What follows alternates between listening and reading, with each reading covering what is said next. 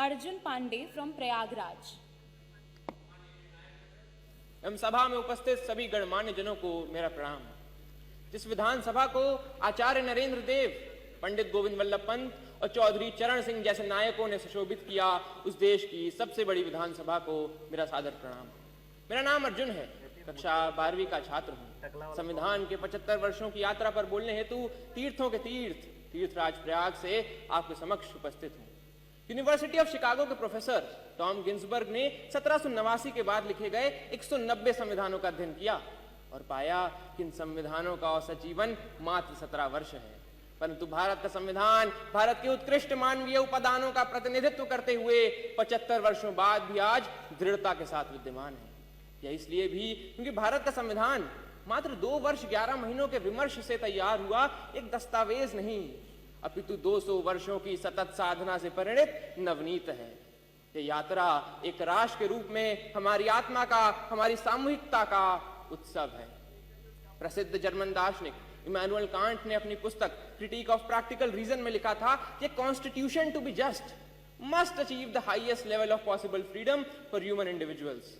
कांत किसी वैचारिकता को अपनी समस्त समग्रता में समेटने का काम संविधान ने किया और एक समावेशी लोकतंत्र संजोया। भारत का संविधान सिर्फ इसलिए बड़ा नहीं है क्योंकि इसमें 1.5 लाख शब्द हैं, अपितु इसलिए भी क्योंकि इसके पृष्ठों से महात्मा गांधी के हिंद स्वराज, भगत सिंह के क्रांति, अंबेडकर के सामाजिक न्याय और नेताजी बोस के संप्रभु और सशक्त भारत की आकांक्षाएं भी परिलक्षित होती हैं। संविधान की यात्रा सरल नहीं रही है।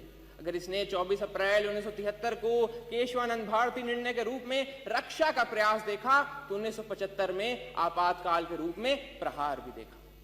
संविधान हमारा वह दर्पण है जिसमें हम अपने अतीत को देखते हैं, वर्तमान को समझते हैं और भविष्य को गढ़ते हैं।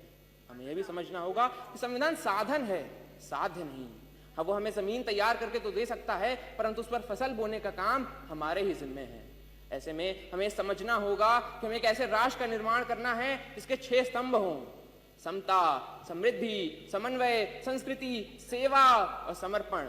एक ऐसा भारत जहां हर व्यक्ति कह सके मैं भारत हूं और भारत मुझ में। जहां विश्व में तमाम जगह संवैधानिक मूल्यों के लिए, मताधिकार के लिए आंदोलन देखे गए, वहीं भारत में सहजता से प्राप्त मताधिकार एवं मौलिक अधिकारों ने शक्ति का संचार किया।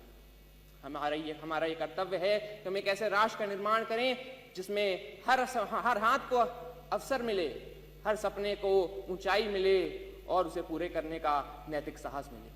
अंत में इतना ही कि हमने तहरीर की है कागजों पर सदियों की बातें, हमने तहरीर की है कागजों पर सदियों की बातें। संविधान यूं ही नहीं, हर लफ्ज में एक कौम की सांसें।